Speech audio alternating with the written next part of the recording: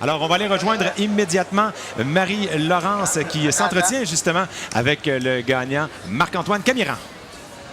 Marc-Antoine Camiran, félicitations pour cette victoire et ça veut dire aussi que tu vas courser dimanche. Mais tout d'abord, dis-moi comment s'est passée cette course, cette remontée en série Sportsman Lucas Oil?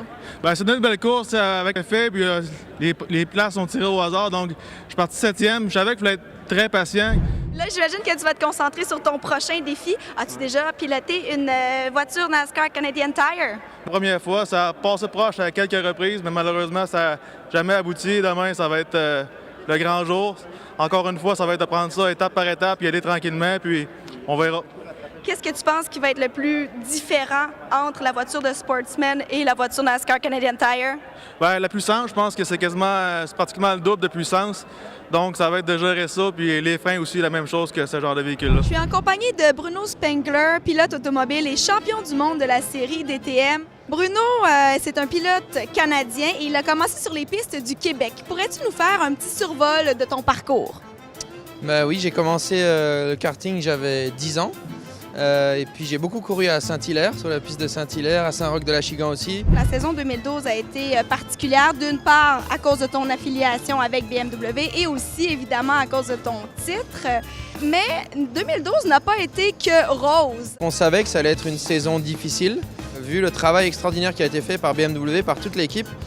On a été compétitif dès la deuxième course, on a gagné la deuxième course. BMW a été capable de vraiment préparer les voitures, la M3, le plus rapidement possible pour qu'elles soient compétitives. Donc on te voit où dans les prochaines années? Cette année, DTM avec BMW et puis les autres années, on verra de quoi l'avenir sera fait. Mais en tout cas, je suis très heureux avec BMW. Puis mon objectif cette année, c'est de continuer, d'essayer de gagner le plus de courses possible et de faire le meilleur résultat possible au championnat. Je suis en compagnie de Rémi Audette qui fait de la course automobile depuis l'âge de 15 ans. Donc là, tu passes d'une monoplace à une voiture de rue, quoiqu'elle est très modifiée pour la course. Quelles sont les différences principales dans le comportement de la voiture en piste?